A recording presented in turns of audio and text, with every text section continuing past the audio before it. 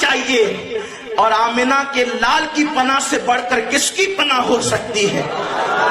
ہمارا تعلق بالرسول کمزور ہو گیا ہے. ہمیں امریکہ، ہمیں برطانیہ، ہمیں نام نہاد سپر پاور کی طاقت پر اعتماد نہیں. جو خود باڈی گارڈ لے کر گھومتے ان کی اوقات کیا ہے؟ جنہیں بستروں پہ نیند نہیں آتی، تحفظ دستے کے باوجود ان کی اوقات کیا ہے؟ ہمیں تو اس رسول کا سہارا لینا ہے جو سو جائے تو معراج منامی، جو جاگے تو خدا سے ہم کلامی، جس کی رکاب تھامنے والا جبریل ہے، جس کی سواری براق ہے، اور جس کا دیدار اللہ اکبر، جو دیدار کرنے کے لیے جاتا ہے تو جس کی نگاہیں خدا کو دیکھتی ہے.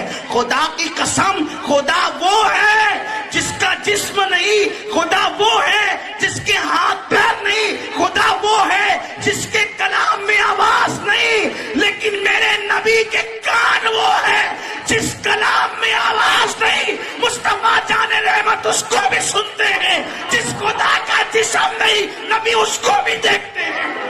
جس کی طاقت کا یہ عالم ہو، جس کی طاقت کا یہ عالم ہو، ہمیں اس نبی کی پناہ چاہیے.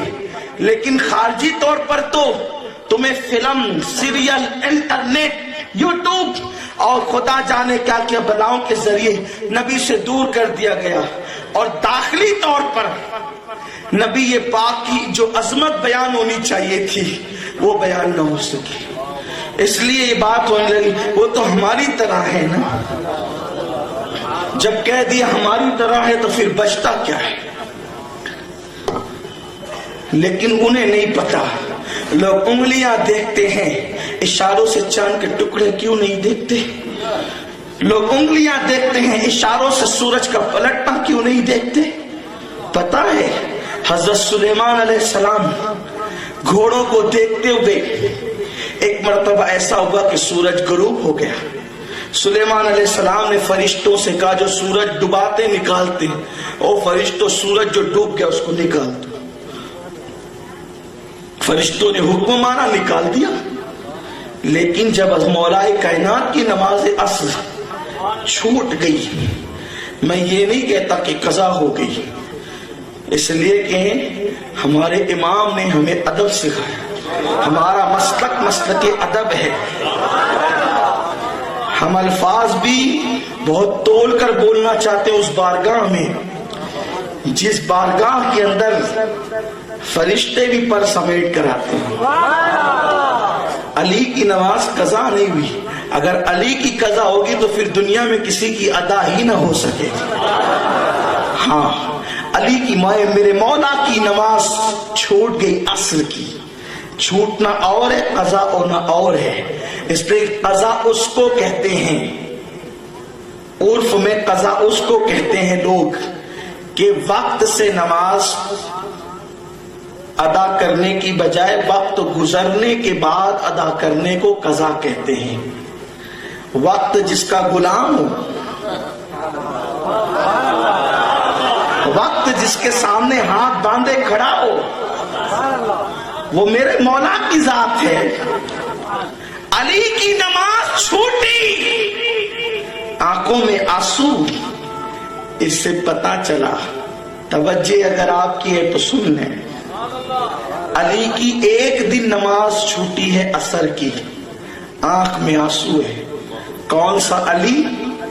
جس کے ہاتھ میں جنت کے ٹکٹ ہے. آقا کی حدیث ہے، نہیں سنا؟ آقا کی حدیث نہیں سنا؟ سرکار فرماتے ہیں جنت میں صرف وہی جائے گا جس کو علی ٹکٹ دے گا. علی جس کو چٹھی دے گا وہی جنت میں جائے گا. یہ حضور کی حدیث ہے کہ نہیں ہے؟ آپ نے بہت مشہور وہ حدیث محرم الحرام کے ایام میں سنی ہوگی. ہمارے علماء بیان کرتے ہیں، آپ کم یاد رکھتے ہیں. ہو سکتا ہے بیان نہیں کیا گیا ہو.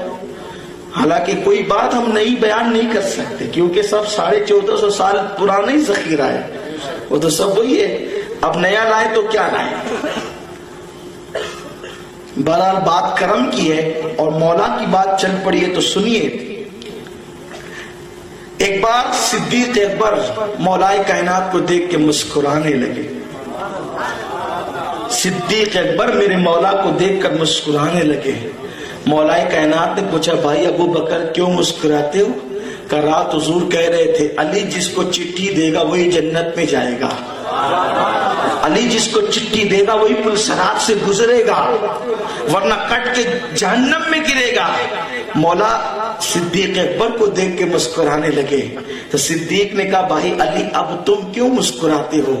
کہ رات علی کو، اے ابو بکر رات علی کو حضور نے یہ کہا کہ اے علی تو جس کو چٹھی دے گا وہی جنت میں جائے گا، لیکن سن علی اس کو کبھی جنت کی چٹھی نہ دینا جو ابو بکر سے دشمنی رکھتا ہو. اس لیے میں مسکرا رہا ہوں. پتا چلا رافضیوں کو جنت نہیں ملے گی اس لیے کہ علی کا نام لے کر صدیق کی گستاخی کرتے ہیں. خارجیوں کو بھی جنت نہیں ملے گی، صدیق کا نام لے کر علی سے دشمنی کرتے ہیں. جنت تو اس کا مقدر ہے جو کہتا ہے اہل سنت کا ہے بیڑا پار اصحاب حضور، نجم ہے اور نام ہے اطرت رسول اللہ کی.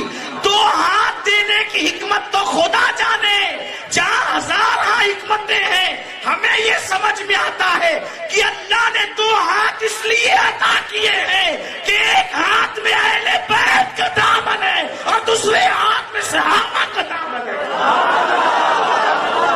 وہ علی جو چٹھی دے تو جنت ملے، یعنی جنت پہ جس کا قبضہ